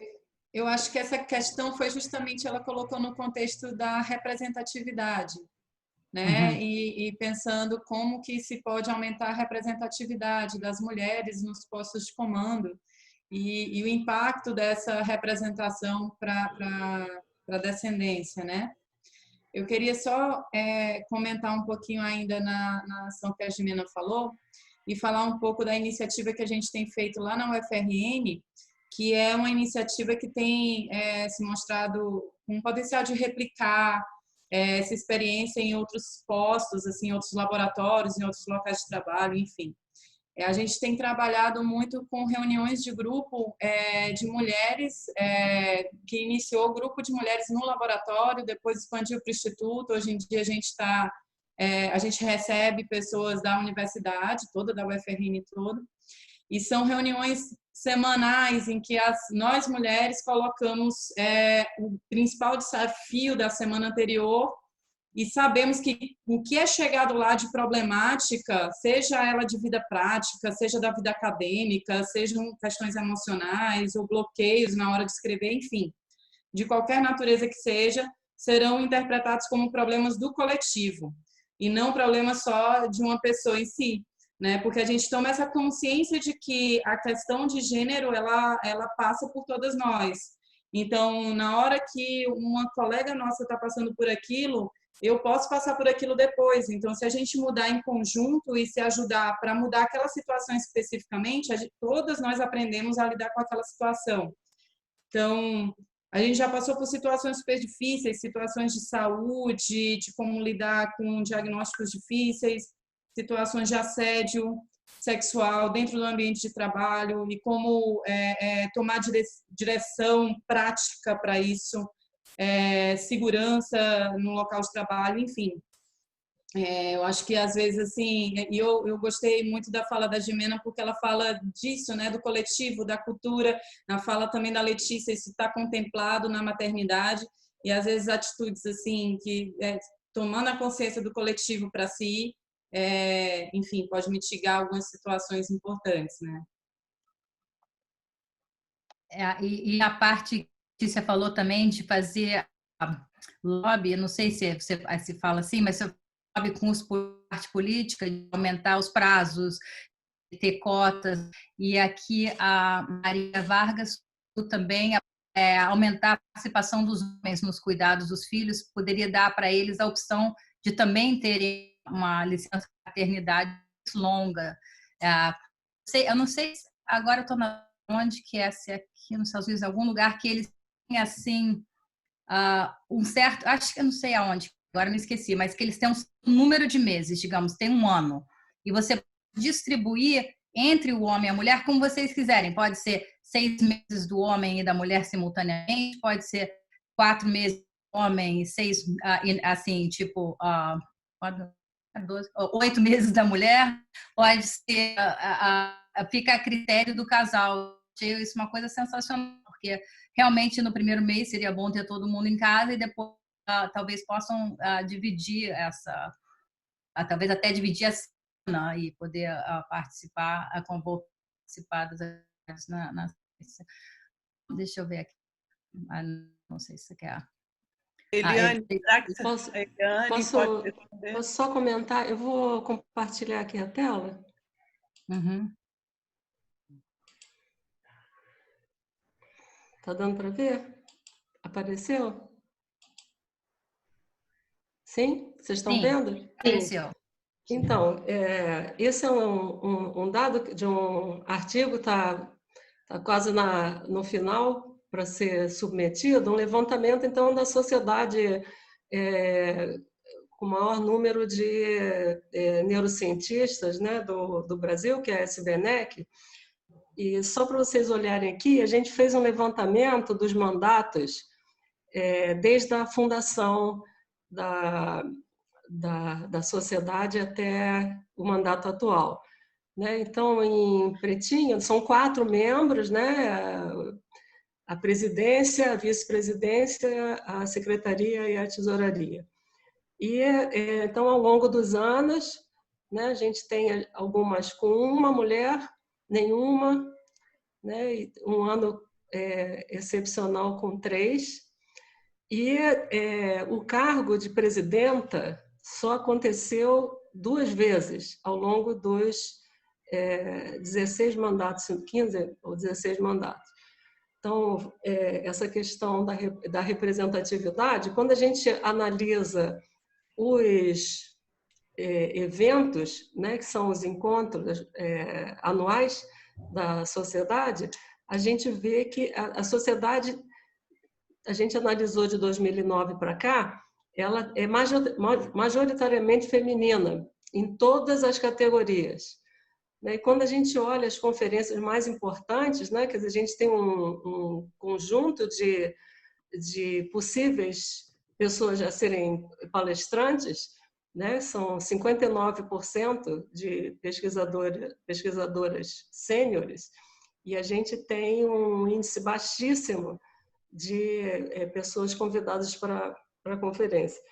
Agora, eu só queria chamar a atenção em relação às iniciativas.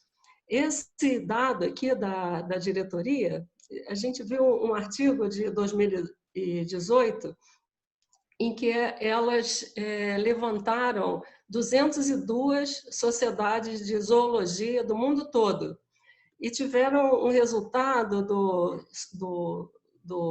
de diretoria bem parecido com 4 cargos, parecido com o nosso, né? Com a média global de uma representante em 4. Mas elas analisaram também quais eram os indícios das sociedades em que essa representação era maior. E uma das coisas que foi um preditor importante foi as sociedades que tinham realmente funcionando um comitê de diversidade. Então, essa iniciativa, né, da SBNEC foi aprovada na última assembleia do ano passado e que a gente está fazendo parte, está sendo bem interessante, então, de construir um comitê de diversidade e até a gente vou até mandar para a Jimena analisar o estatuto para ela ter um outro olhar, né? A gente está nessa fase de mandar para as pessoas olharem o que elas acham. Então, eu fiquei feliz que tem o fato, então, de ter essa preocupação, né, de se discutir isso, tem um resultado de acelerar.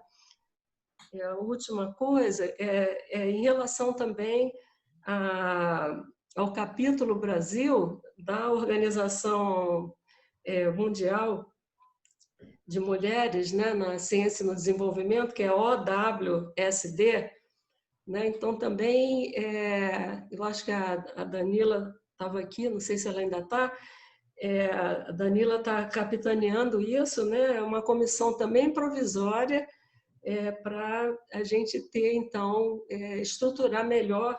Eu queria convidar vocês, né, a se inscrever, é importante se associar, tornar membro. Então, OWSD, ir lá e esse candidatar, quanto mais a gente tem congregar esses grupos que já vêm trabalhando, né? Parabéns para a Natália, muito legal essa iniciativa. E eu acho que a Letícia tem mais coisa para falar, porque ela também tem participado. Vou fazer aqui o...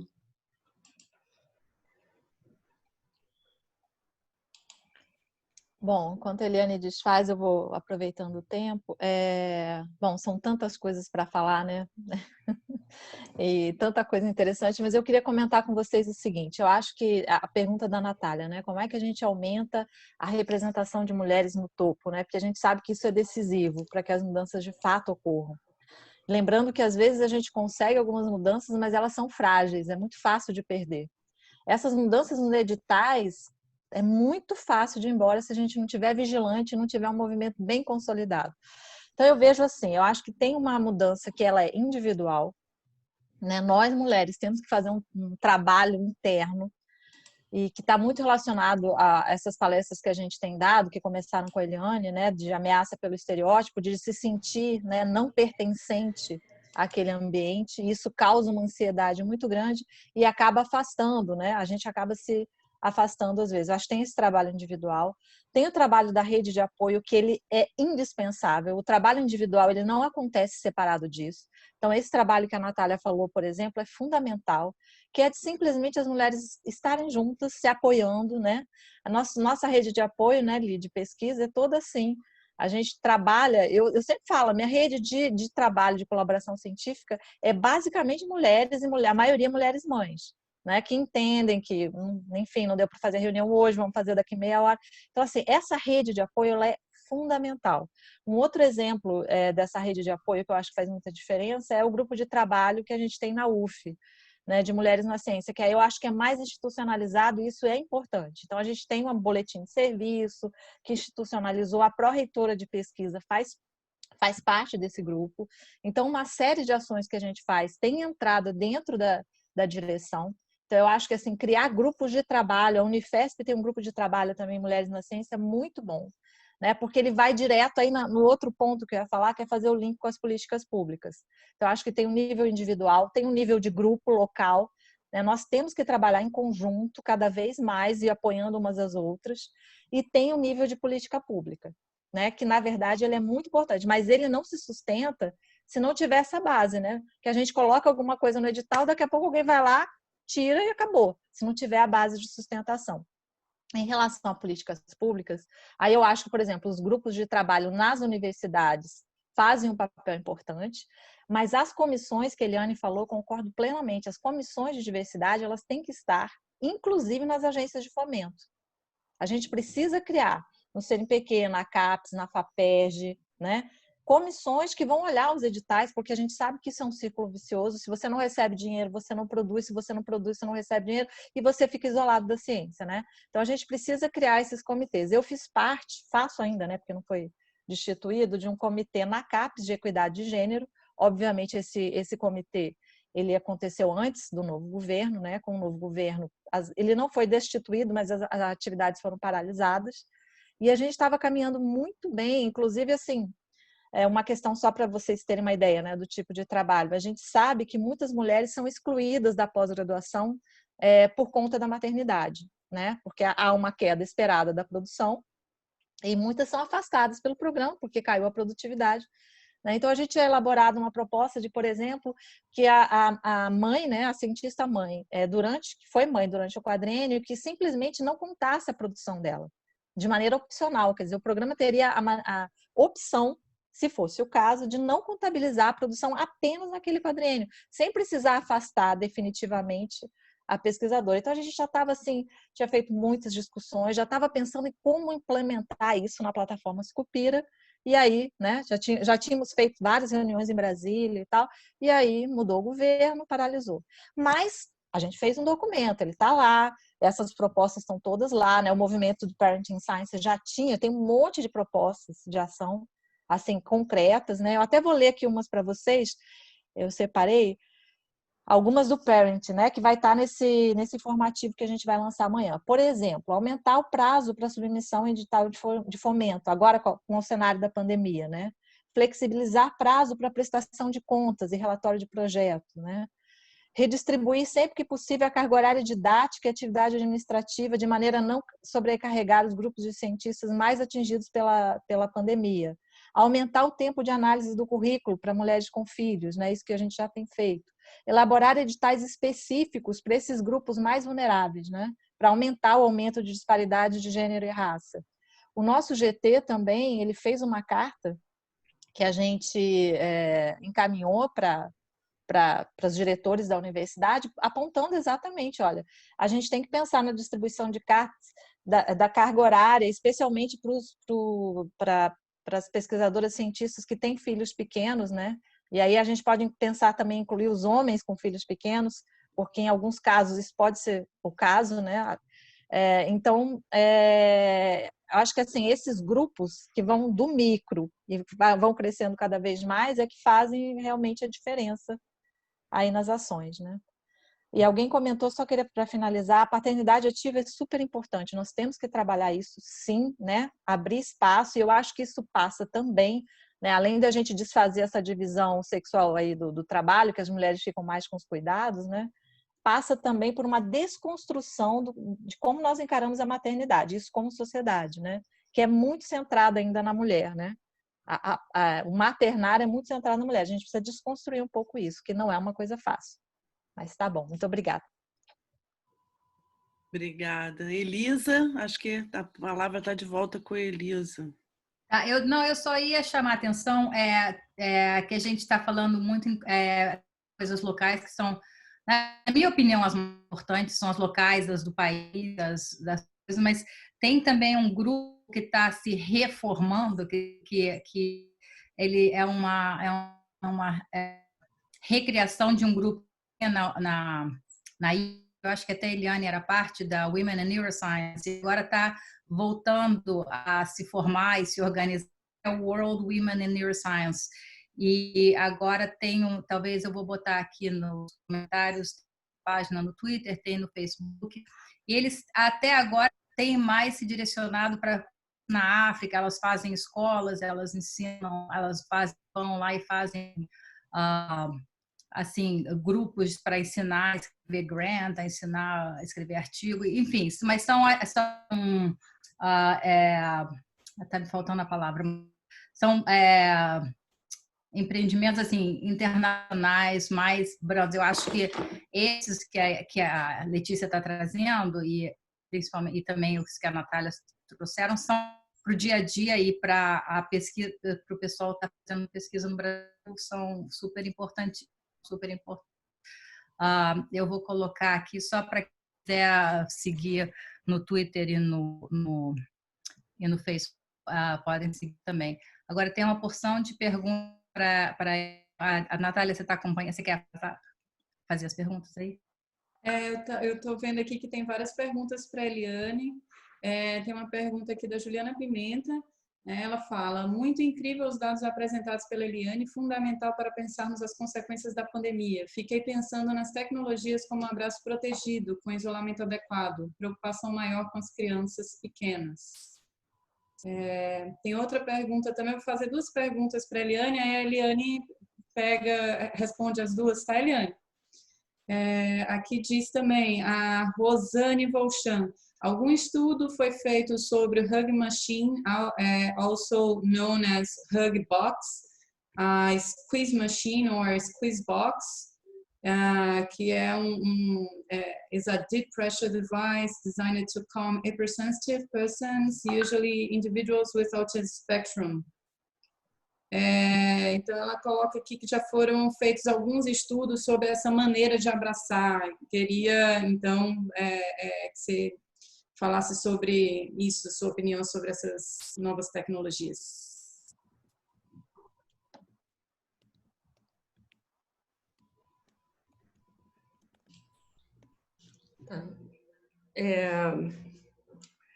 Então, essa questão, o abraço protegido, né, pode ser uma questão importante. Alguém falou a questão do hospital, agora com a pandemia, né, de uma virose ultra contagiosa. Isso é uma situação terrível, porque realmente as pessoas hospitalizadas, isso já tem vários trabalhos, quando a própria enfermagem, o fato da enfermagem tocar na pessoa, o fato dela poder ter visitas, isso diminui o tempo de internação significativamente. Em todas as idades, isso já foi estudado. Então, numa situação em que isso fica complicado, você não pode entrar, às vezes você não pode nem se comunicar, nem com a equipe, né? Essa é uma enorme ansiedade da família, e imagina a pessoa que está lá em sofrimento e em isolamento. Seria o que já foi feito, até tinha um slide aqui que eu tirei, foi em relação aos fora de pandemia, em relação aos prematuros. Então, um trabalho importante chamado da Mãe Canguru, não sei se vocês ouviram falar, e com um resultado enorme. Tem até uma revisão agora, 25 anos do projeto Mãe Canguru, que era exatamente de crianças prematuras, de se tentar ao máximo criar uma maneira delas serem acariciadas, mesmo estando na incubadora. Isso acelera a recuperação, o ganho de peso, e eles fizeram um estudo prospectivo mostrando que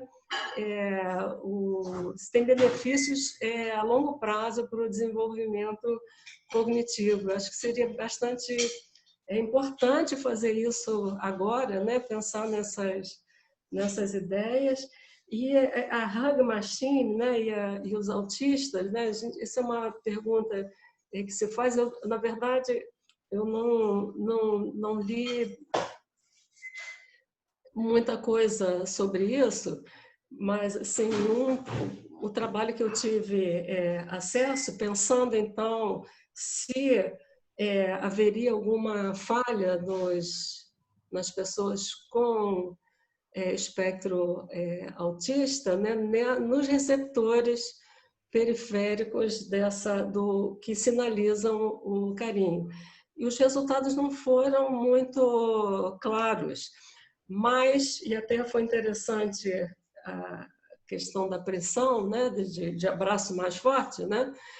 Está faltando na literatura, com certeza não são os únicos receptores.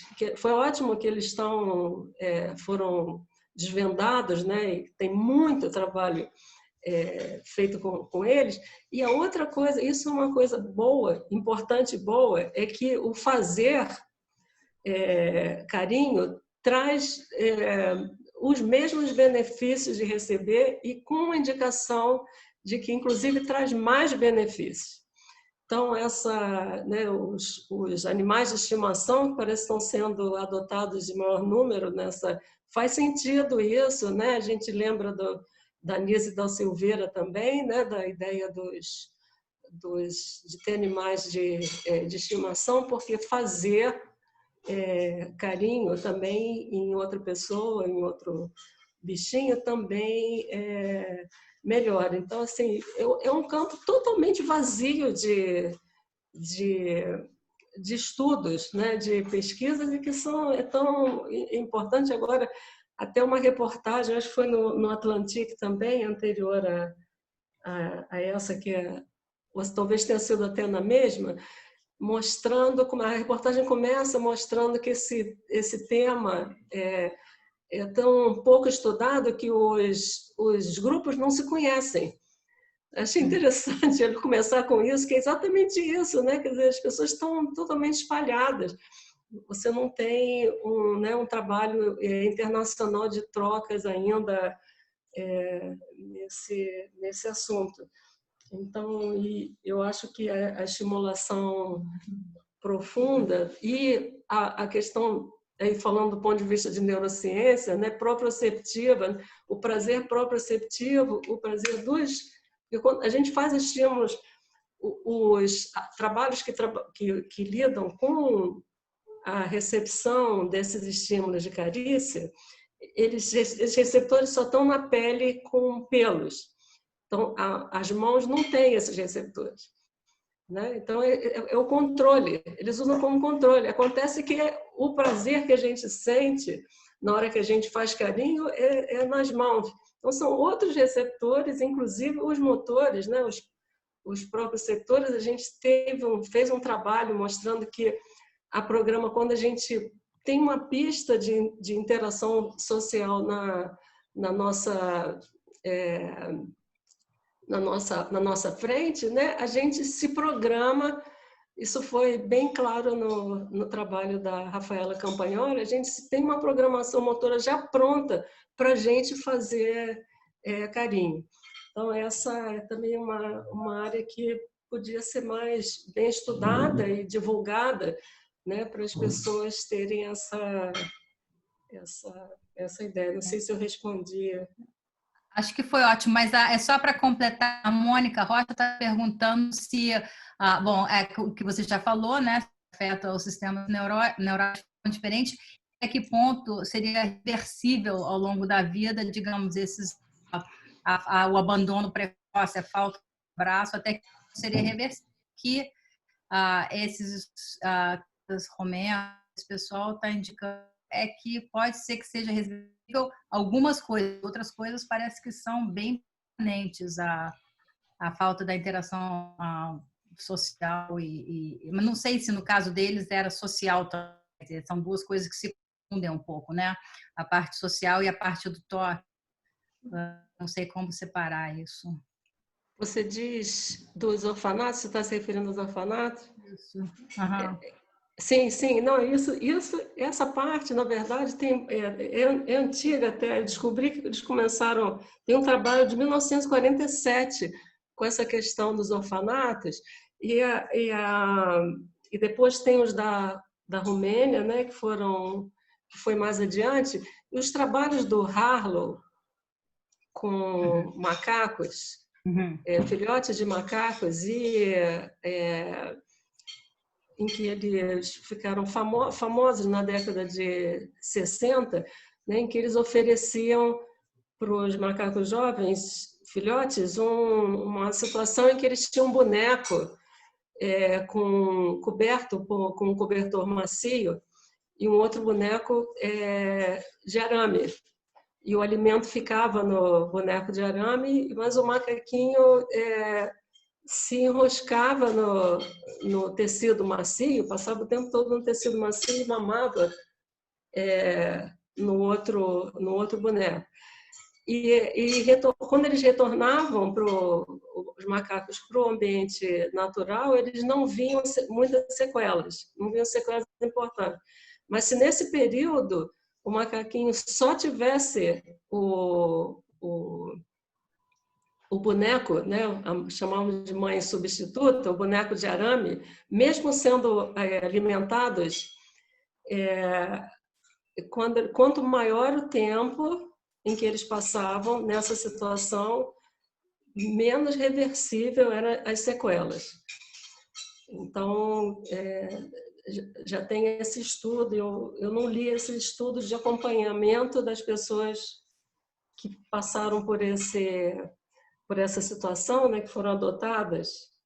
Mas na época da adoção, eles notavam, né, que os pais adotivos notavam em algumas crianças uma dificuldade muito grande de adaptação, de interação social, e descobriram que as crianças que tinham problema vinham de um orfanato específico e as crianças que não tinham problemas vinham de outro orfanato. E a diferença era que um orfanato tinha mais recursos, né? A comida era melhor, tinha mais roupas, etc. e tal. Mas esse era o que dava problemas.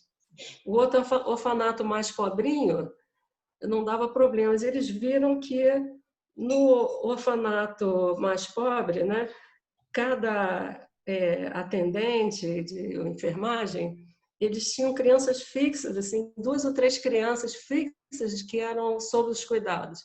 E no outro orfanato era rodízio. Então, um dia a pessoa tratava de uma criança ABC, no outro dia de outras. Então, isso causava essa questão. Mas eu não tenho acompanhado, são as coisas que eu acompanhei na literatura. Com certeza tem gente estudando isso ao longo do desenvolvimento com muito mais propriedade do que eu. Posso só fazer um comentário, só para aproveitar e fazer também uma intersecção racial? A gente sabe, né, Li, que há alguns artigos que mostram que as crianças negras recebem menos atenção nas creches. Então, fazendo aí um paralelo com essa questão do isolamento, é uma coisa para a gente refletir, né? Isso por conta do viés implícito, né? De toda essa questão do racismo estrutural que é colocado e que a gente reproduz, né? Então, eu lembrei agora, Eliane, falando.